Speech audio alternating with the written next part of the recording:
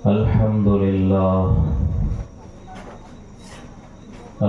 لله الذي حبب إلينا الإيمان وزينه في قلوبنا وكره إلينا الكفر والفسوق والعصيان وجعلنا من الراشدين والصلاة والسلام على من بعث ليتمم مكارم الأخلاق.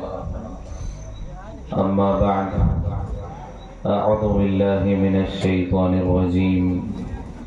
بسم الله الرحمن الرحيم. لقد من الله على المؤمنين إذ بعث فيهم رسولا. وقال الله تبارك وتعالى: لقد كان لكم في رسول الله أسوة حسنة. صدق الله العظيم. قال النبي صلى الله عليه وسلم: لا يؤمن أحدكم حتى أكون أحب إليه من والده وولده والناس أجمعين. وقال النبي صلى الله عليه وسلم: لا يؤمن أحدكم حتى يكون هواء تبعا لما جئت به. وقال النبي صلى الله عليه وسلم: من حفظ سنتي أكرمه الله بأربع خصال: المحبة في قلوب البررة، والهيبة في قلوب الفجرة، والسعة في الرزق، والثقة في الدين، أو كما قال عليه الصلاة والسلام. تخت پر رونق افروز علماء کرام، محترم سامعین کرام، آج کی ہماری یہ مجلس بڑی بابرکت، نورانی، اللہ کی رحمتوں سے لیس مجلس ہے، اس لیے کہ ہماری آج کی اس مجلس کی نسبت اللہ کے نبی محمد الرسول اللہ صلی اللہ علیہ وسلم کی طرف ہے. نہ بولنے والے کی کوئی حیثیت، نہ سننے والے کی کوئی حیثیت. آج کی اس مجلس کی جتنی برکتیں ہیں ان سب کی بنیاد اللہ کے نبی کی نسبت ہے. اللہ کے نبی کی جب نسبت ہو جاتی ہے، اللہ تبارک و تعالی ان چیزوں کو بابرکت بنا دیتے ہیں.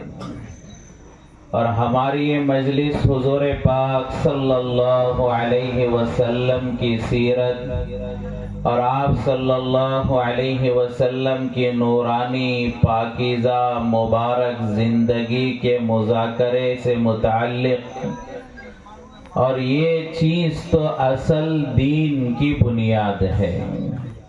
علماء کرام بیان فرماتے ہیں جیسے نماز عبادت ہے، جیسے روزہ عبادت ہے، ایسے ہی اللہ کے نبی کی تعریف کرنا اور سننا بھی عبادت ہے. یہ بات اور ہے کہ ہم جیسے گنہگار، ہم جیسے سیاہ کار، ہم کیا اللہ کے نبی کی تعریف کریں گے؟ ہماری زبانیں گندی، ہمارے سوچ گندے، ہمارے علم بڑے محدود، ہم اللہ کے نبی کا مقام کیا پہچانیں؟ اللہ کے نبی کی ہم کیا تعریف کر سکتے ہیں؟ ہمارا تعریف کرنا بھی اللہ کے نبی کی عظمتوں کے سامنے کوئی حیثیت نہیں رکھتا. مثال دے کر علماء یوں سمجھاتے ہیں، ایک دیہاتی تھا، دیہات میں رہنے والا، 20-25 مکان، چھوٹا سا گاؤں. اس نے کبھی شہر نہیں دیکھا، اس نے شہر کی عمارتیں نہیں دیکھی، حکومت اور گورنمنٹ کے سطح پر بڑے بڑے لوگوں سے، بڑے بڑے دفتروں سے کبھی اسے سابقہ نہیں پڑا. چھوٹے سے دیہات، گاؤں، قصبہ، 20-25 مکانات. اس دیہات میں رہنے والا ایک آدمی، اس کے گھر کا ایک مسئلہ ہو گیا زمین کا. تو لوگوں سے اس نے پوچھا کہ میرے زمین کے کاغذات کا مسئلہ ہے، کیا کروں؟ تو کسی نے بتایا کہ شہر کو جاؤ، وہاں ایک ڈی سی ہوتا ہے، اس ڈی سی سے ملاقات کرو، ڈسٹرکٹ کلیکٹر سے ملو اور اسے جا کر اپنی تکلیف بتاؤ، وہ تمہارا مسئلہ حل کرے گا. اب یہ چھوٹا موٹا آدمی کبھی شہر گیا نہیں، ڈی سی اسے معلوم نہیں، لوگوں سے پوچھتا ہوا شہر پہنچا، ڈی سی کے دفتر پہنچا، اس سے ملاقات کی کہ میں فلاں دیہات سے آیا ہوں اور میرے زمین کا یہ مسئلہ ہے، آپ اسے حل کر دیں. تو ڈی سی نے ایک دستخط کیا، ایک سگنیچر کیا ڈی سی نے، اور اس کا کام، جو بہت بڑا مسئلہ وہ سمجھ رہا تھا، وہ دیہاتی سمجھ رہا تھا کہ بہت بڑی پریشانی ہے، ڈی سی کے ایک دستخط سے وہ مسئلہ حل ہو گیا. تو یہ خوش ہو گیا دیہاتی، اور خوش ہو کر یہ دیہاتی، گاؤں سے آنے والا انسان ڈی سی کو دعا دے رہا ہے. ڈی سی کی وجہ سے اس کا کام ہوا، تو یہ خوش ہو کر اسے دعا دے رہا ہے. کیا دعا دے رہا ہے؟ کہ اللہ تجھے تلاٹی بنائے. کیا دعا دے رہا ہے؟ اللہ تجھے تلاٹی بنائے. اس لیے کہ وہ دیہات والا زیادہ سے زیادہ جو مقام جانتا ہے، تلاٹی کا مقام جانتا ہے، اس سے اوپر اسے معلوم نہیں ہے. تو اپنی عقل کے حساب سے ڈی سی کو دعا دے رہا ہے کہ اللہ تجھے تلاٹی بنائے، حالانکہ یہ نہیں جانتا اس ڈی سی کے نیچے اس طرح کے ہزاروں تلاٹی رہتے ہیں. لیکن یہ جو تعریف کر رہا ہے اپنی عقل سے کر رہا ہے کہ سب سے بڑا رتبہ اس کی عقل کے اعتبار سے تلاٹی ہے، تو یہ دعا دے رہا ہے کہ اللہ تجھے تلاٹی بنائے. تو بالکل اسی طرح فرمایا، ہم جیسوں کا اللہ کے نبی کی تعریف کرنا ایسا ہے جیسے اس دیہاتی کی تعریف کرنا ہے. ہم اللہ کے نبی کی عظمت کو پہچان ہی نہیں سکتے. فرمایا کہ اللہ کے نبی کی عظمتیں، ایک شاعر یوں کہتا ہے کہ اگر کوئی آدمی 1000 مرتبہ اپنی زبان کو مشک و عنبر سے دھوئے اور اس کے بعد اپنی زبان پر اللہ کے نبی کا نام لائے، یہ بھی بے ادبی ہے. کہ اگر ہم اپنی زبانوں کو 1000 مرتبہ مشک و عنبر سے، خوشبو سے دھوئیں اور اس کے بعد اپنی زبان پر اللہ کے نبی کا نام نامی اسم گرامی لائے، یہ بھی اللہ کے نبی کی گستاخی ہے. تو فرمائے کہ کیا مقام، کیا عظمتیں. اسی وجہ سے ایک شاعر یوں کہتا ہے، بعد از خدا بزرگ تو ہی قصہ مختصر، کہ اللہ کے نبی کی عظمت ہم حقیقت میں سمجھ نہیں سکتے. ہاں اتنا کہہ سکتے ہیں کہ اللہ کے بعد جو کچھ ہے وہ اللہ کے نبی کا ہے. اس سے زیادہ ہم نہیں کہہ سکتے کہ یہ کہہ لے کہ اللہ کے بعد جو کچھ عظمتیں، جو کچھ مقام و مرتبہ، بلندیاں، یہ سب کچھ اللہ کے بعد جو کچھ ہے وہ اللہ کے نبی کا ہے. لہذا اللہ کے نبی کی تعریف کرنا یہ بھی عبادت ہے. اللہ کے نبی کی تعریف کو سننا یہ بھی عبادت ہے. اللہ کے نبی سے محبت کرنا عبادت کی، ایمان کی تکمیل کی بنیاد ہے. حضور پاک صلی اللہ علیہ وسلم نے ارشاد فرمایا، لا یؤمن احدکم حتی اکون احب الیہ، کہ اے ایمان والو، تم میں سے کوئی بھی کامل و مکمل ایمان والا اس وقت تک نہیں ہو سکتا جب تک کہ وہ اپنے باپ دادا سے، اپنی اولاد سے، یہاں تک کہ اپنی جان سے بھی زیادہ مجھ سے محبت نہ کرے۔ حضور پاک صلی اللہ علیہ وسلم نے ایمان کے تکمیل کی بنیاد بیان فرمائی کہ ہم اپنے باپ دادا سے، اپنی اولادوں سے، اپنی بیوی بچوں سے، اپنے مال و دولت سے، اپنی جائیدادوں سے، یہاں تک کہ اپنی جان سے زیادہ اللہ کے نبی سے محبت کریں۔ حضور پاک صلی اللہ علیہ وسلم نے فرمایا، اس حدیث میں سب سے پہلا تذکرہ باپ دادا کا کیا کہ تم اپنے باپ دادا سے زیادہ مجھ سے محبت کرو۔ آج کے زمانے میں ہم اپنے باپ دادا کی اتنی قدر نہیں کرتے، اتنی محبت ہم نہیں کرتے، لیکن حضور پاک صلی اللہ علیہ وسلم کے زمانے میں انسان سب سے زیادہ وہ اپنے باپ سے محبت کرتا تھا۔ اسی وجہ سے ہم نے بارہا سنا ہے کہ باپ جو ہے کہ دشمنی اولاد نسلوں تک اسے باقی رہتے، کہ میرے باپ کا دشمن ہے میں بھی اس سے دشمنی کروں گا۔ اور لوگ اپنی فخر اور بڑائی کے طور پر کہا کرتے کہ میں فلاں باپ کا بیٹا ہوں، تو اس زمانے میں سب سے زیادہ جو محبت انسان کرتا وہ اپنے باپ سے کرتا۔ لہذا حضور پاک صلی اللہ علیہ وسلم نے فرمایا، اپنے باپ سے زیادہ مجھ سے محبت کرو، اپنی اولاد سے زیادہ مجھ سے محبت کرو، اپنی جان سے زیادہ مجھ سے محبت کرو۔ یہ بات اللہ کے نبی حضور پاک صلی اللہ علیہ وسلم نے ارشاد فرمائی۔ مجلس میں حضرت عمر رضی اللہ تعالیٰ عنہ بھی تھے۔ صحابہ کرام میرے اور آپ کے جیسے نہیں تھے کہ دل میں ایک زبان پر ایک، بلکہ صحابہ کرام جو دل میں ہوتا وہ زبان پر ہوتا۔ حضرت عمر رضی اللہ تعالیٰ عنہ نے عرض کیا کہ اللہ کے نبی، میں اپنے باپ سے زیادہ آپ کو چاہتا ہوں، اپنی اولاد سے زیادہ آپ کو چاہتا ہوں، لیکن اللہ کے نبی اب تک میرے دل میں یہ کیفیت پیدا نہیں ہوئی کہ میں اپنی جان سے زیادہ آپ سے محبت کروں۔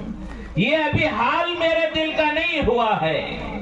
تو حضور پاک صلی اللہ علیہ وسلم نے حضرت عمر رضی اللہ تعالیٰ عنہ، جن کے بارے میں دوسری جگہ اللہ کے نبی نے فرمایا لو کان بعدی نبی لکان عمر، کہ اگر میرے بعد کوئی نبی ہوتے تو حضرت عمر ہوتے، اس عمر کے بارے میں اللہ کے نبی نے فرمایا کہ اے عمر، جب تک تمہارے دل میں میری محبت اپنے جان سے زیادہ نہ ہو جائے تمہارا ایمان مکمل نہیں ہوا۔ حضرت عمر رضی اللہ تعالیٰ عنہ نے اپنی گردن جھکائی، تھوڑی دیر مراقبہ کیا اور اس کے بعد چہرہ اٹھایا اور پھر اللہ کے نبی سے عرض کیا کہ اللہ کے نبی، اب میں آپ کو اپنی جان سے زیادہ محبت کرتا ہوں۔ تو حضور پاک صلی اللہ علیہ وسلم نے فرمایا الآن یا عمر، اے عمر، اب تمہارا ایمان مکمل ہوا ہے۔ لہذا حضور پاک صلی اللہ علیہ وسلم کی محبت اور آپ کی عظمت اور آپ کی اطاعت یہ ایمان کی بنیاد ہے۔ اسی لیے علماء کرام بیان فرماتے ہیں کہ حضور پاک صلی اللہ علیہ وسلم کی سیرت کو بولنا بھی عبادت ہے، سننا بھی عبادت ہے، اور آپ کی تعریف کرنا بھی عبادت ہے۔ ایک مرتبہ حضرت عباس رضی اللہ تعالیٰ عنہ، حضور پاک صلی اللہ علیہ وسلم کے چچا، حضرت عباس رضی اللہ تعالیٰ عنہ حضور پاک صلی اللہ علیہ وسلم کی خدمت میں آئے اور آ کر کہا کہ اللہ کے نبی، میں آپ کی تعریف کرنا چاہتا ہوں۔ فرمایا کہ صحابہ کرام نے اللہ کے نبی کی تعریف کی ہے، اور کیا بہترین تعریف کی ہے، ہم اس کا تصور نہیں کر سکتے۔ ہمارا ایمان اور ہمارے دلوں میں اللہ کے نبی کی وہ عظمت نہیں ہے جس سے اس معیار پر ہم پہنچ سکے۔ حضرت عباس رضی اللہ تعالیٰ عنہ نے حضور پاک صلی اللہ علیہ وسلم سے عرض کیا کہ اللہ کے نبی، میں آپ کی تعریف کرنا چاہتا ہوں۔ حضور پاک صلی اللہ علیہ وسلم نے اجازت مرحمت فرمائی کہ ٹھیک ہے، تعریف کرو۔ تو حضرت عباس رضی اللہ تعالیٰ عنہ نے کہا کہ اللہ کے نبی، اے میرے آقا، جب آدم علیہ السلام کا آسمانوں پر فرشتوں نے سجدہ کیا، ہم سب جانتے ہیں کہ آدم علیہ السلام کا سجدہ کیا گیا، تو حضرت عباس رضی اللہ تعالیٰ عنہ عرض کر رہے کہ اے میرے آقا، جب آسمانوں پر فرشتوں نے آدم علیہ السلام کا سجدہ کیا تو وہ حقیقت میں صرف آدم کا سجدہ نہیں تھا، آدم کے اندر جو آپ کا نور تھا تمام فرشتوں نے آپ کے نور کا سجدہ کیا ہے۔ فرمایا کیا محبت، کہاں تک عقل، کہاں تک سوچ حضرت عباس کی، کیا کہہ رہے ہیں کہ اللہ کے نبی آپ تو آدم کی اولاد ہے، لہٰذا جب آدم تھے تب آپ کا نور بھی ان کے اندر موجود تھا، تو جو فرشتوں نے آدم کا سجدہ کیا وہ اصل میں آپ کے نور کا بھی سجدہ ہے۔ اور آگے کہتے ہیں عباس رضی اللہ تعالیٰ عنہ کہ اللہ کے نبی اے میرے آقا، جب نوح علیہ السلام کی کشتی بھنور میں پھنس رہی تھی، چاروں طرف طوفان ہے اور جو بڑے بڑے پہاڑ پانی کے زد میں آ چکے ہیں، ہر طرف پانی ہی پانی نظر آ رہا ہے، زمین سے پانی ابل رہا ہے، آسمانوں سے پانی برس رہا ہے، ایسے جو ہے طوفان میں نوح علیہ السلام کی جو کشتی کو اللہ نے بچایا، حضرت عباس رضی اللہ تعالیٰ عنہ کہتے ہیں اے میرے آقا، وہ کشتی کیسے طوفان میں ڈوب سکتی جس کے اندر نوح علیہ السلام کے اندر آپ کا نور اللہ نے رکھا ہوا تھا۔ نوح علیہ السلام کی اولاد میں آپ کو پیدا ہونا ہے اور ان کے اندر آپ کا نور ہے، تو وہ کشتی کیسے ڈوب سکتی ہے جس کے اندر اللہ کے نبی آپ کا نور اللہ نے رکھا تھا۔ یہ محبت ہے۔ اور آگے حضرت عباس رضی اللہ تعالیٰ عنہ کہتے ہیں کہ اللہ کے نبی ابراہیم کو آگ کیسے جلا سکتی جبکہ ابراہیم کے اندر آپ کا نور موجود تھا، آپ کے نور کی برکت سے ابراہیم کو آگ نے نہیں جلایا ہے۔ اور آگے فرماتے ہیں اسماعیل کے گلے پر چھری چلائی جا رہی ہے، دھاردار نوکیلی چھری چلائی جا رہی ہے، لیکن وہ چھری ابراہیم کے بیٹے اسماعیل کی گردن کیسے ذبح کر سکتی ہے جبکہ ان کی نسل میں سے اللہ نے آپ کو پیدا کرنے کا ارادہ کیا۔ اسماعیل کے اندر آپ کا نور ہے، لہذا آپ کے نور کی برکت سے فرمایا کہ وہ چھری اسماعیل کو ذبح نہیں کر سکی۔ یہ تعریف حضرت عباس رضی اللہ تعالیٰ عنہ کر رہے ہیں۔ فرمایا یہ محبت ہے، جب محبت ہوتی ہے تو اللہ کے نبی کی تعریف بھی زبانوں سے جاری ہو جاتی ہے اور عمل میں اطاعت جاری ہو جاتی ہے۔ لہذا اللہ کے نبی کی تعریف کرنا، سیرت کے مذاکرے کرنا، یہ اللہ کے رحمتوں کے نزول کا سبب ہے، مغفرتوں کا سبب ہے، برکتوں کے نزول کا سبب ہے۔ ہمارے ہندوستان کے شمالی علاقے میں یو پی میں کچھ سال پہلے ایک طاعون کی بیماری پھیل گئی، وبائی وائرل بیماری پھیل گئی، اور وہ بیماری اتنی بڑھ گئی یو پی کے علاقے میں، روزانہ دسیوں لوگ مرنے لگے، روزانہ جو ہے دسیوں لوگ مرنے لگے، کئی گاؤں کئی ضلع اس بیماری کے لپیٹ میں آ گئے اور اس کے زد میں آ گئے، کئی لوگ بیماری میں انتقال ہونے لگے۔ اس وقت یو پی کے علاقے میں ایک اللہ کے ولی تھے، ان کے دل میں بات آئی کہ گاؤں کے گاؤں بیماری میں مبتلا ہو رہے ہیں، وائرل بیماری ہے، طاعون پھیلی ہوئی ہے اور بہت سارے لوگوں کی جان جا رہی ہے، کیا ہو کیسے کریں کہ یہ بیماری ختم ہو جائے، اللہ اس بیماری سے نجات عطا فرمائے۔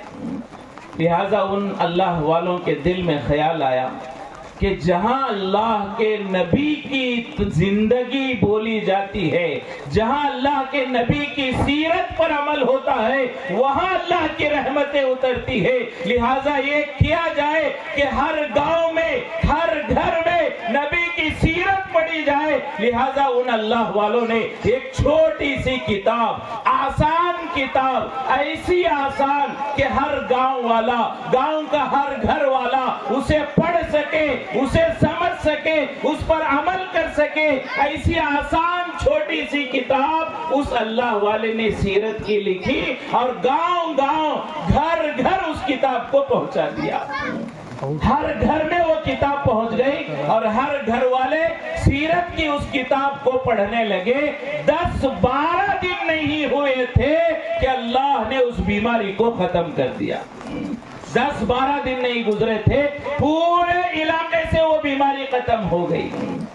وہ جو کتاب لکھنے کا سوچا اور جن کے دل میں خیال آیا کہ اس بیماری کا حل، ہر مصیبت کا حل اللہ نے نبی کی زندگی میں رکھا ہے، لہٰذا یہ خیال جن کے دل میں آیا اور جنہوں نے کتاب لکھی اور اس کتاب کی برکت سے اللہ نے پوری بیماری کو ختم کر دیا، وہ لکھنے والے اللہ والے کا نام تھا حضرت مولانا مفتی اشرف علی تھانوی رحمت اللہ علیہ۔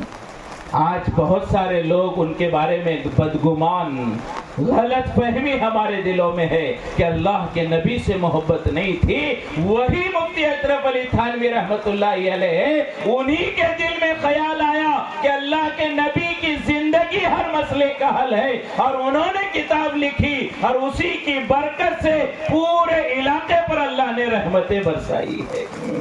تو فرمایا جہاں اللہ کے نبی کی سیرت بولی جائے، سنا جائے، پڑھا جائے، لکھا جائے، عمل کیا جائے، وہاں اللہ کی رحمتیں نازل ہوتی ہے۔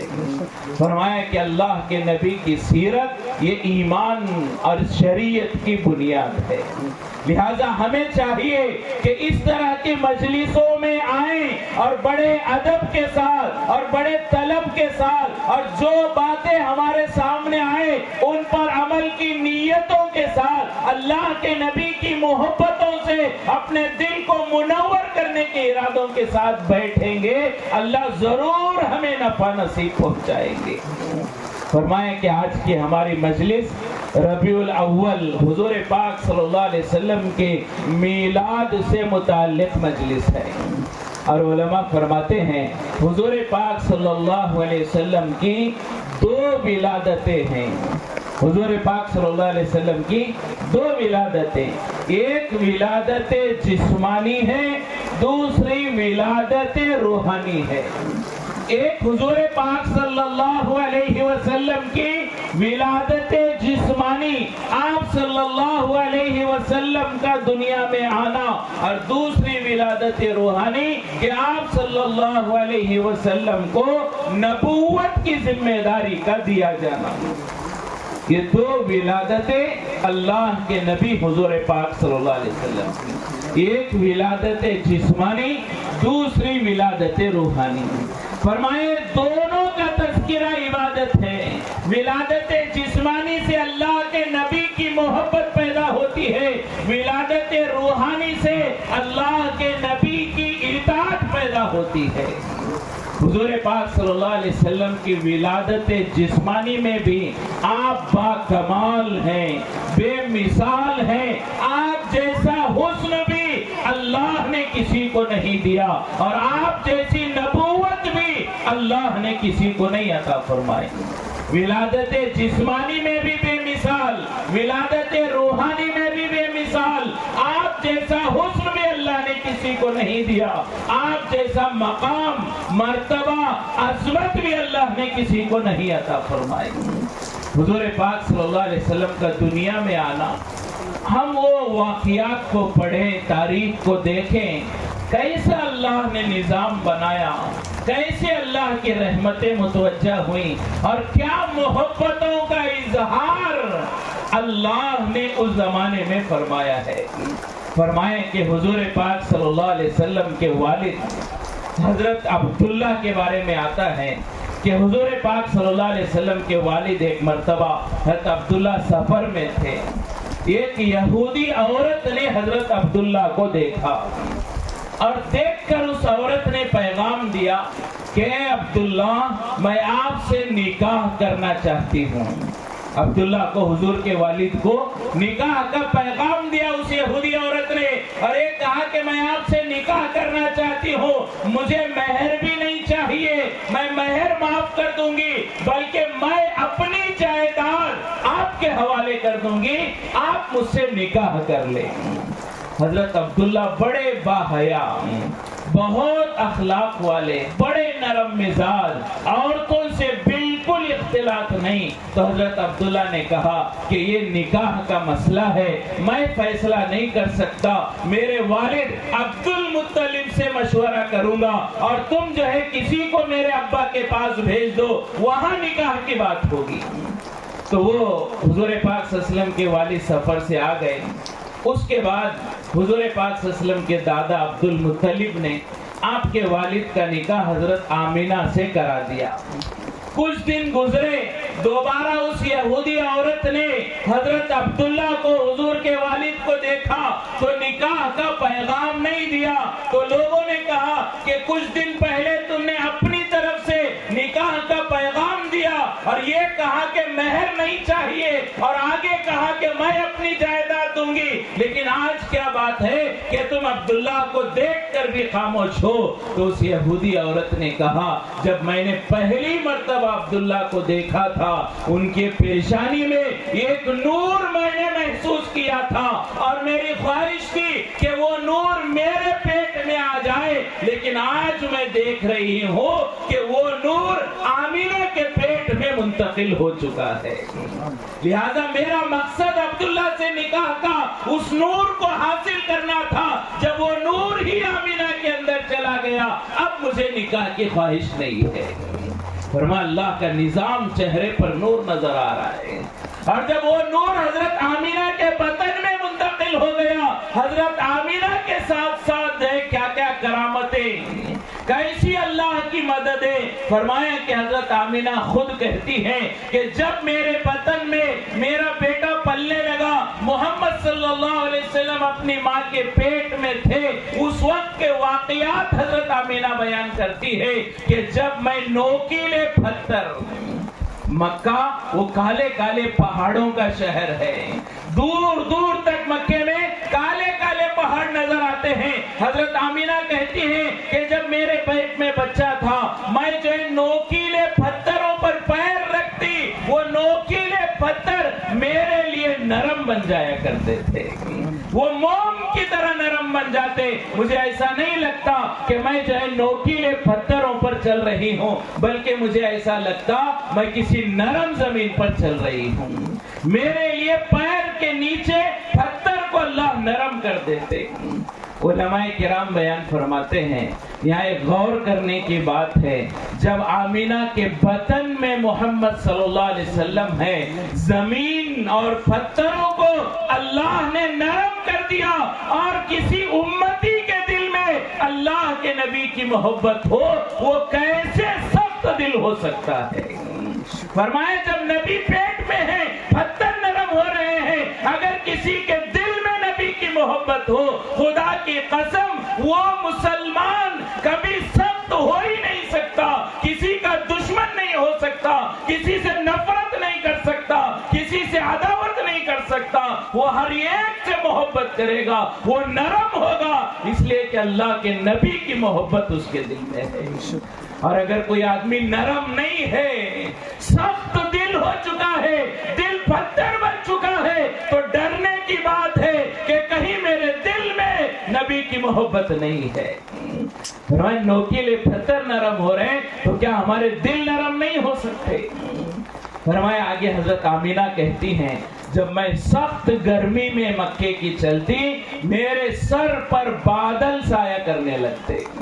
میرے پیٹ میں بچہ پل رہا ہے، اس کے اثرات دیکھو کہ جیسے سخت گرمی میں بادل میرے لیے سایہ کر رہے ہیں۔ جب میں درختوں کے کنارے سے گزرتی، وہ درخت ایسے جھک جاتے جیسے وہ درخت مجھے سلام کر رہے ہوں۔ اور جب میں کنویں میں پانی بھرنے کے لیے جاتی اپنے سہیلیوں کے ساتھ، تو دیکھا کہ سب سہیلیاں ڈول چھوڑ کر رسی کھینچ کر پانی بھر رہی ہے، لیکن جب میری باری آتی اور میں کنویں پر پانی بھرنے جاتی، پانی خود بخود اوپر کنویں کے منہ پر آ جاتا اور مجھے رسی چھوڑنے کی ضرورت نہیں تھی۔ میں اپنا مٹکا لیتی اور پانی بھر کے آتی، اور اس سے آگے کہتی ہے جب میں اپنا مٹکا سر پر رکھتی، حضرت آمینہ کہتی ہے جب میں اپنا مٹکا سر پر رکھتی اور میں اسے اٹھاتی، مجھے ایسا لگتا وہ مٹکا میں نے نہیں اٹھایا، کسی فرشتے نے اوپر سے پکڑا ہوا ہے۔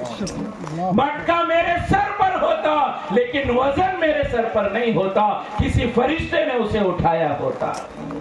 اور یہ اللہ کی رحمتیں ہیں۔ بلکہ اس سے آگے بڑھ کر ایک مرتبہ مکے کی کچھ عورتوں نے آ کر عبد المطلب حضور پاک صلی اللہ علیہ وسلم کے دادا کے پاس شکایت کی، حضور کے دادا کے پاس آ کر شکایت کی کہ عبد المطلب آپ کے بیٹے کا انتقال ہو چکا ہے، عبداللہ کا انتقال ہو گیا، اور آپ کی بہو بیوہ ہے، 2-4 مہینے ہوئے شوہر کا انتقال ہو کر، ابھی تو وہ جو ہے بیوہ بن گئی ہے، لیکن اس وقت میں آمینہ خوشبو لگا رہی ہے۔ آمینہ کس کے لیے خوشبو لگاتی ہے؟ شوہر کا انتقال ہوا ہے، ابھی زیادہ وقت نہیں گزرا، بیوہ ہے، آخر آمینہ کس کے لیے خوشبو لگا رہی ہے، عطر لگا رہی ہے؟ تم اپنی بہو سے کہو کہ بیوہ عورتیں خوشبو نہیں لگاتی۔ تو عبد المطلب نے ایک مرتبہ آمینہ کو بلایا، حضور کی والدہ کو، اور آ کر بلا کر کہا کہ دیکھو بہو، دیکھو بیٹا، کہ مکے کی عورتیں شکایت کر رہی ہیں تم عطر لگا رہی ہو، حالانکہ تمہارے شوہر کا انتقال ہو کر ابھی زیادہ دن نہیں گزرے ہیں، اس طرح سے بیوہ عورت کا عطر لگانا، خوشبو لگانا اچھی بات نہیں ہے۔ تو حضرت آمینہ نے کہا کہ ابا جان، اللہ کی قسم میں نے کبھی خوشبو نہیں لگائی، یہ جو خوشبو میرے بدن سے آتی ہے وہ میرے اندر کے بچے کی وجہ سے آتی ہے۔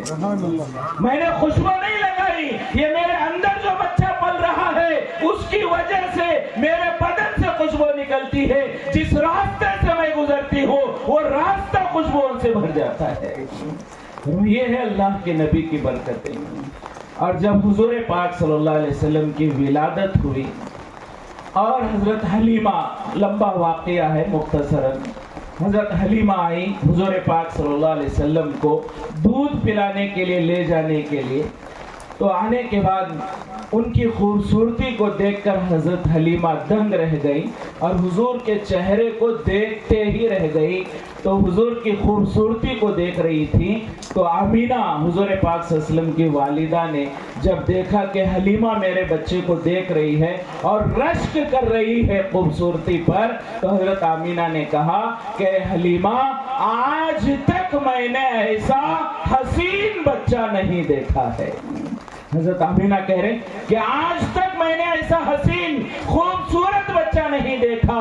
تو آمینہ کے کہنے پر حضرت حلیمہ نے کہا، اے آمینہ، تم تو مکے میں رہنے والی، صرف اپنے خاندان، اپنے رشتہ داروں کو تم نے دیکھا اور تم یہ کہہ رہی ہو کہ آج تک میں نے ایسا بچہ نہیں دیکھا، لیکن آمینہ میں حلیمہ ہوں، میں ہر سال آتی ہوں، بچوں کو دودھ پلانے کے لیے لے جاتی ہوں، میں نے کئی شہروں کو دیکھا، کئی قبیلوں کو دیکھا، کئی خاندانوں کو دیکھا۔ حلیمہ کہتی ہے، میں کہتی ہوں آمینہ، آج تک میں نے ایسا بچہ نہیں دیکھا ہے۔ یہ دونوں باتیں ہو رہی تھی، عبد المطلب آئے۔ عبد المطلب نے کہا، آمینہ تم اپنے گھرانے کی بات کرتی ہو، حلیمہ تم چند خاندانوں کی بات کرتی ہو، میں عبد المطلب ہوں، میں کعبے کا متولی ہوں، کعبے میں عرب کے لوگ آتے ہیں، مصر سے لوگ آتے ہیں، یمن سے لوگ آتے ہیں، شام سے لوگ آتے ہیں، پورے دنیا کے کونے سے مکے میں لوگ آتے ہیں، اور ان آنے والوں کی خدمت میں کرتا ہوں۔ میں نے پوری دنیا والوں کو دیکھا ہے، لیکن آج تک میں نے ایسا بچہ نہیں دیکھا۔ عبد المطلب کہہ رہے ہیں، میں نے پوری زندگی میں دنیا کے کونے کونے کے لوگوں کو دیکھا، آج تک ایسا بچہ نہیں دیکھا۔ فرمایا اس کے بعد جبرائیل امین نے کہا کہ آمینہ تم اپنے خاندان کی بات کرتی ہو، حلیمہ تم چند گاؤں کی بات کرتی ہو، عبد المطلب تم اپنے زمانے کے دنیا کے لوگوں کی بات کرتی ہو، لیکن میں جبرائیل آدم سے لے کر آج تک دنیا میں آیا ہوں، ہر انسان کو میں جانتا ہوں، لیکن میں جبرائیل کہتا ہوں کہ آج تک میں نے ایسا हसीन बच्चा नहीं देखा है। फरमाया क्या हुस्न होगा अल्लाह के नबी का, जिब्राइल गवाही दे ऐसा हुस्न मैंने नहीं देखा। फरमाया हम सब जानते हैं कि हजरत यूसुफ अलैहिस्सलाम को बहुत हुस्न मिला, यूसुफ अलैहिस्सलाम को बहुत हुस्न मिला, लेकिन यूसुफ अलैहिस्सलाम के हुस्न में और मेरे आका मोहम्मद रसूलुल्लाह सल्लल्लाहु अलैहि वसल्लम के हुस्न में जमीन आसमान का फर्क है। वो क्या फर्क है? बहुत सारे फर्क है, लेकिन एक फर्क उलमा यूं बयान फरमाते हैं कि यूसुफ अलैहिस्सलाम को ऐसा हुस्न अल्लाह ने दिया कि पहली बार में कोई यूसुफ अलैहिस्सलाम को देखना चाहे, उनकी इतनी खूबसूरती थी, इतना नूर था उनके चेहरे में, कोई देख नहीं सकता था। कोई यूसुफ को देखना चाहे पहली बार में उसके लिए देखना मुश्किल हो जाता, जब दूसरी बार देखता तो थोड़ा उस मुश्किल में आसानी हो जाती, वो देख लेता। जब तीसरी बार देखता उसके लिए और आसान हो जाता, जब चौथी बार देखता उसके लिए और आसान होता। फरमाया यूसुफ अलैहिस्सलाम का हुस्न ऐसा था, पहली बार में यूसुफ बहुत खूबसूरत नजर आते, दूसरी बार में थोड़ा कम, तीसरी बार में और कम, चौथी बार में और कम। जितना यूसुफ को देखते चले जाते उतना हुस्न कम होता चला जाता। लेकिन मेरे आका मोहम्मद रसूलुल्लाह सल्लल्लाहु अलैहि वसल्लम का हुस्न ऐसा था कि जितनी बार अल्लाह के नबी को देखते, हर बार अल्लाह के नबी के हुस्न में इजाफा ही होता चला जाता। जो पहली बार देखता अल्लाह के नबी हसीन लगते, जब दूसरी बार कोई देखता तो ये सोचता कि आज अल्लाह के नबी और हसीन लग रहे हैं।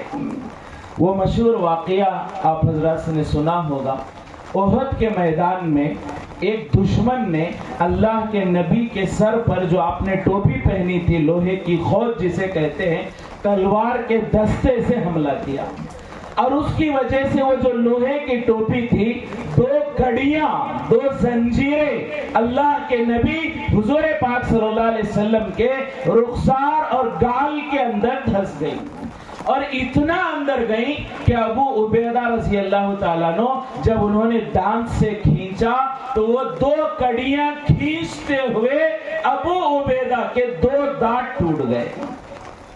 तो जब वो दांत अंदर धंसे थे, कड़ियां धंसी थी, और जब उसे निकाला गया तो जाहिर बात है कोई दाग तो होगा ना। कड़ियां अंदर गई थी, इतनी अंदर गई कि खींचने वाले के दांत टूट गए। तो जब वो बाकी रहे, जब जख्म गया तो कुछ दाग तो बाकी रहेगा ना, कुछ निशान तो बाकी रहेगा। सहाबा किराम कहते हैं जब अल्लाह के नबी के चेहरे पर वो निशान हमने देखा, हमें ऐसे लग रहा था शायद इसी निशान की कमी थी जो अल्लाह ने पूरी कर दी। वो निशान हुजूर के हुस्न को कम नहीं कर रहा था, बल्कि वो निशान हुजूर के हुस्न को और बढ़ा रहा था। ये अल्लाह के नबी का हुस्न, जितना देखते उतना हुजूर हसीन जमील नजर आते। इसी वजह से उलमा फरमाते हैं यूसुफ अलैहिस्सलाम का हुस्न ऐसा नजर टिक नहीं सकती। यूसुफ अलैहिस्सलाम का हुस्न कैसा? उलमा फरमाते हैं यूसुफ अलैहिस्सलाम का हुस्न ऐसा नजर टिक नहीं सकती। मेरे आका मोहम्मद रसूलुल्लाह सल्लल्लाहु अलैहि वसल्लम का हुस्न ऐसा नजर हट नहीं सकती। सुभान अल्लाह। ये फर्क है यूसुफ अलैहिस्सलाम और मेरे आका में कि उनके ऊपर नजर टिक नहीं सकती, मेरे आका से नजर हट नहीं सकती। ये हुस्न दिया। तो हजरत अब्दुल मुत्तलिब के कहने पर जिब्राइल ने कहा आज तक मैंने ऐसा बच्चा नहीं देखा। फिर हजरत हलीमा सादिया हुजूर पाक सल्लल्लाहु अलैहि वसल्लम को लेकर रवाना होने लगी तो हजरत आमीना ने दुआ की। उलमा फरमाते हैं वो माँ की दुआ की बरकत है, अल्लाह ने शक़ सदर किया और वहां से नबूवत का नूर देकर अल्लाह के नबी को लौटाया। फरमाया, इससे उलमा फरमाते हैं कि माँ की दुआ औलाद के लिए जरूर कबूल होती है। लेकिन आज अल्लाह हमें माफ फरमाए, हम अपने बच्चों को दुआ नहीं देते, कभी शरारत करते हैं, कभी हम गुस्से में आते हैं तो बद्दुआ तो फौरन दे देते हैं, ताना तो फौरन दे देते हैं, लेकिन औलाद को दुआएं नहीं देते। हुजूर की माँ हजरत आमिना ने हलीमा के हवाले बच्चे को किया तो दुआएं देकर किया, ए अल्लाह मेरे बच्चे की हिफाजत फरमा, इसे बेहतरीन नेमतों के साथ लौटा। अल्लाह ने नबूवत के नूर के साथ उन्हें लौटाया है। हलीमा सादिया ने उठाया। अब उनकी जो ऊँटनी थी, बारहा हम सुनते हैं, बहुत लागर, बहुत कमजोर, और इतनी कमजोर कि बाकी पूरे सहेलियां मक्के में सबसे पहले आई और बच्चों को ले लेकर, मालदार बच्चों को लेकर चली गई। आखिर में हलीमा आई थी। क्यों आखिर में आई थी? उनकी ऊँटनी सबसे कमजोर, लागर, दुबली पतली, तो इस वजह से देर हुई थी। जब हुजूर को लेकर गए, रिवायत में, उर्दू किताबों में ये बात मिलती है कि हलीमा ने आगे जो है, ऊंट पर आगे बैठे हलीमा, और पीछे जो है उनके शोहर अपने गोद में अल्लाह के नबी को लेकर बैठे।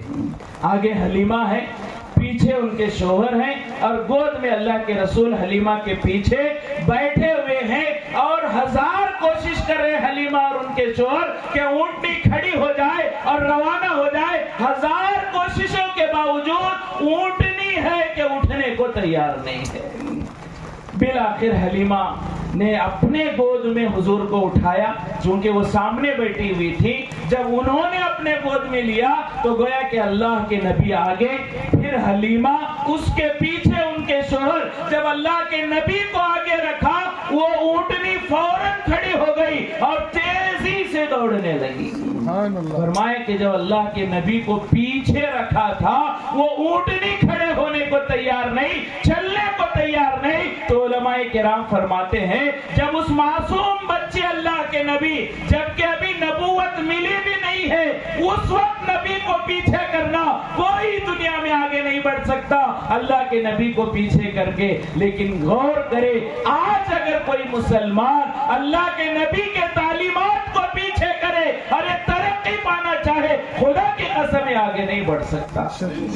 अगर कोई आगे बढ़ना चाहे, दुनिया में आगे बढ़ना चाहे, आखिरत में आगे बढ़ना चाहे, जन्नत हासिल करना चाहे, अल्लाह की रजामंदी हासिल करनी चाहिए, सबसे आगे अल्लाह के नबी को रखना पड़ेगा। अगर अल्लाह के नबी की तालीमात को पीठ पीछे डाल दे, जो है उसके पास हथियार हो, हुकूमतें हो, दौलत हो, सब कुछ हो, लेकिन ये मुसलमान कभी आगे नहीं बढ़ सकता, क्योंकि इसने अल्लाह के नबी को पीछे रखा है। लिहाजा हुजूर को सामने लेकर हलीमा सादिया ने सफर शुरू किया।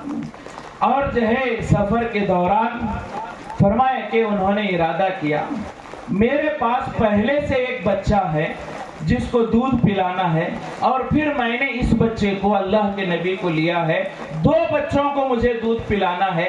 लिहाजा हलीमा सादिया ने इरादा किया कि मैं अपने सीने का एक हिस्सा अल्लाह के नबी को दूध पिलाऊंगी, दूसरे हिस्से से मैं मेरे बच्चे को दूध पिलाऊंगी। उन्होंने इरादा किया, तकसीम कर लिया कि मेरे सीने का ये हिस्सा मोहम्मद के लिए, मेरे सीने का ये हिस्सा मेरे बच्चे के लिए। हलीमा सादिया कहती है, उस दिन के बाद से पूरे 2 साल जब तक मैंने मोहम्मद को दूध पिलाया है, कभी मोहम्मद ने अपने हिस्से के अलावा दूसरे हिस्से से दूध नहीं पिया है। कभी मैं भूल कर दूसरे हिस्से में लगा लेती, लेकिन मोहम्मद ने दूध नहीं पिया। वो मोहम्मद माँ की गोद में तालीम दे रहे हैं, ये मेरे भाई का हिस्सा है, ये मेरा हिस्सा नहीं है, मैं अपने भाई का हक नहीं मार सकता, ये अल्लाह के नबी की तालीम है। और आज मुसलमान है, अल्लाह के नबी का नाम लेने वाला अपने भाई का हिस्सा मार रहा है। हलाल हराम की तमीज नहीं है। कई भाई हैं, भाइयों से दुश्मनी कर रहे हैं, अदालतों में जो है मुकदमात हैं। फरमाया, एक जमाना था, दूर का आदमी दूर वाले को तकलीफ पहुंचाता, ایک زمانہ کیا تھا، دور کا آدمی دور والے کو تکلیف پہنچاتا، اور آج کا زمانہ یہ ہے قریب کا آدمی قریب والے کو تکلیف پہنچا رہا ہے۔ فرمایا اللہ کے نبی بچپن میں بھائی کے حصے کا دودھ پینے تیار نہیں، اور میں بھائی کی جائیداد لینے کے لیے فکر کر رہا ہوں، بہنوں کو ڈرا دھمکا کر اگر تو جائیداد پوچھے میں رشتہ توڑ دوں گا، جائیداد سے بے دخل کر رہے ہیں۔ کتنی اولاد ایسی ہے ماں باپ کو جھوٹ بول کر جائیداد اپنے نام پر کر رہی۔ کیا اللہ کے نبی کی امت ہے؟ وہ تو جو ہے بچپن میں یہ انسانیت کا اور یہ انصاف کا سبق دے رہے کہ کسی کا مال نہیں لینا، کسی کا حق نہیں مارنا، اور مسلمان آج حق مارنے میں آگے بڑھا ہوا ہے۔ نبی کی تعلیم ہے۔ فرمایا حلیمہ کہتی ہیں اس دن سے جس دن میں نے ارادہ کیا کبھی اللہ کے نبی نے میرے بچے کے طرف سے دودھ نہیں پیا، اور وہ لے کر چلی۔ حلیمہ کہتی ہے میری اونٹنی کمزور لیکن وہ سب سے آگے چلنے لگی، یہاں تک کہ جو میری سہیلیاں پہلے نکل چکی تھی ان سے آگے چلنے لگی۔ تو میری سہیلیوں نے پوچھا اے حلیمہ کیا تو نے سواری بدل دی؟ تو حلیمہ نے کہا سواری جو ہے میں نے نہیں بدلی، میں نے سوار بدل دیا۔ میں نے سواری نہیں بدلی، سوار بدل دیا، جس کی وجہ سے وہی کمزور اونٹنی اللہ نے اس میں طاقت عطا فرمائی۔ فرمایا جب اللہ کے نبی ہیں کمزور اونٹنی کو طاقتور کر رہے، جب اللہ کے نبی کی سنتیں ہوں گے ہمارے اسی چھوٹے سے کاروبار میں، ہماری اسی سے چھوٹی سی نوکری میں، ہماری اسی چھوٹے سے روزی میں اللہ بے پناہ برکتیں دیں گے جب ہمارے اندر نبی کی تعلیمات ہوگی۔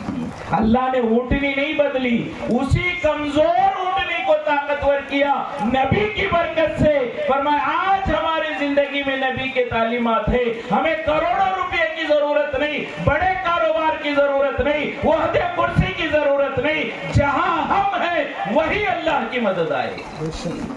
فرمایا کہ اونٹنی طاقتور ہو گئی، تیز چلنے لگی، اور برکتیں ایسی کہ جا کر جو ہے بکریوں کا دودھ دہا رہے ہیں۔ فرمایا پہلے تو وہ سوکھی جو ہے تھنوں والی بکریاں، جب بکریوں کو جو ہے تھنوں کو جو ہے ہاتھ لگایا جا رہا ہے وہ دودھ سے بھری ہوئی ہے، اور گھر میں جتنے برتن ہیں انہیں بھر لیا گیا اور ابھی بھی دودھ ختم نہیں ہو رہا ہے۔ اور جہاں حلیمہ کی بکریاں چرنے کے لیے جاتی وہاں سبزہ ہی سبزہ ہوتا۔ بنو سعد کی عورتیں کہنے لگی کہ اپنی بکریوں کو وہاں چراؤ جہاں حلیمہ کی بکریاں چرتی ہے، لہذا گاؤں والے انتظار کرتے کہ جہاں حلیمہ کی بکریاں جائیں گی ہم اپنی بکریوں کو وہاں لے جائیں گے، لہذا حلیمہ کے جہاں بکریاں چلتی وہ اپنی بکریوں کو لاتے، لیکن وہاں جانے کے بعد ایسے محسوس ہوتا کہ وہ جگہ تو خوش ہے لیکن میرے حلیمہ کی بکریوں کو وہ ہرا نظر آتا ہے، دوسروں کی بکریوں کو وہ سوکھا نظر آتا ہے۔ اور یہ اللہ کی مددیں ہیں بچپن میں، اور یہ ولادت جسمانی ہے۔ ولادت جسمانی میں آپ جیسا کوئی نہیں، آپ بے مثال ہیں، اسی طرح ولادت روحانی میں بھی آپ جیسا کوئی نہیں۔ اللہ کے نبی کو اللہ نے نمونہ بنا کر بھیجا، جو میرے نبی کے طریقے پر زندگی گزارے گا فرمایا کہ اس کی زندگی میرے نزدیک قبول ہوگی۔ اللہ نے حضور کو نمونہ بنایا۔ کیوں نمونہ بنایا؟ بہت ساری حکمتیں علماء بیان فرماتے ہیں۔ ایک حکمت علماء یہ بیان فرماتے ہیں کہ اللہ مسلمانوں کو جنت دینا چاہتا ہے۔ اللہ نے مسلمانوں کے لیے کیا بنائی ہے؟ جنت۔ جنت یعنی کیا ہے؟ اللہ کا پڑوس۔ جنت میں کون رہے گا؟ اللہ کا مہمان۔ جنت میں رہنے والا کہاں رہے گا؟ اللہ کے بازو میں، اللہ کے پڑوس میں رہے گا۔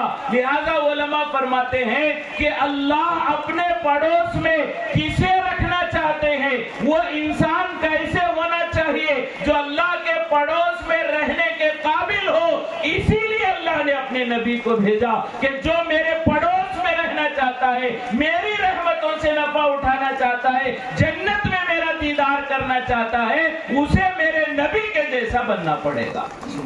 وہ نبی کے جیسا بنے گا تب جا کر وہ میرے पड़ोस में रहेगा। नबी को नमूना बनाया। अल्लाह के नबी की जिंदगी एक मुसलमान के लिए नमूना है। पैदा होने से लेकर मरने तक, सोकर उठने से लेकर सोने तक, घरों में, बाजारों में, कारोबार में, लेन देन में, खुशी में, गम में, हर जगह अल्लाह के नबी नमूना है। ऐसे सिफात अल्लाह के नबी को अल्लाह ने अता फरमाए। इंसान सोच कर ताज्जुब होता है। बहुत सारे लोगों को हम देखते हैं, कोई बहुत ताकतवर इंसान हो हमारे खानदान में, हमारे गांव में, हमारे रिश्तेदारों में, कोई बहुत ताकतवर इंसान हो तो हम उसे देखते हैं वो बहुत तकब्बुर करता है, बहुत अकड़ता है, बहुत नखरे करता है, कभी छोटा बन के नहीं चलता, इसलिए कि ताकत है तो छोटा बनना आता ही नहीं। लेकिन कुर्बान जाए अल्लाह के नबी पर, ऐसी ताकत, बड़े बड़े पहलवानों से ज्यादा ताकत, लेकिन जितना अल्लाह के नबी छोटे बने हैं, कयामत तक कोई उतना छोटा नहीं बन सकता। एक ही वक्त में ताकत का भी होना, छोटापन होना, ये अल्लाह के नबी का मौजूदा। ताकत कैसी? फरमाया मक्के में एक पहलवान था, उसका नाम रुकाना। उसे जाकर अल्लाह के नबी ने दावत दी, रुकाना ईमान कबूल कर लो, एक अल्लाह को मान लो। जो है कुछ बातें अल्लाह के नबी ने कही। तो वो जो पहलवान था रुकाना, उसने कहा देखो मोहम्मद, मुझे ये बातें नहीं आती, जो तुम कह रहे हो मुझे समझ में नहीं आती। मैं पहलवान हूँ, मुझे क्या मालूम है पहलवानी करना, मुझे अखाड़े में उतरना, दुश्मन को जो नीचे गिराना, ये मुझे मालूम है, पहलवान हूँ। जो तुम कह रहे हो ये मुझे समझ में नहीं आ रहा है, मुझे तो ये समझ में आता है मैं पहलवान हूँ। लिहाजा उसके बाद जो है हुजूर पाक सल्लल्लाहु अलैहि वसल्लम से रुकाना ने कहा, अगर तुम कुछ मुझे समझाना चाहते हो तो आओ अखाड़े में, मुझे गिराओ, मेरे जमीन पीठ को लगाओ, मैं तुम्हारी बात मान लूंगा। तो अल्लाह के नबी तैयार हो गए और मैदान में गए, और रुकाना जो पूरे मक्के का बड़ा पहलवान था, उसे फौरन एक लम्हे में उसकी पीठ जमीन पर लगा दी। तो उसे बड़ा ताज्जुब। जी अजान का जवाब दे दें, उसके बाद इंशाअल्लाह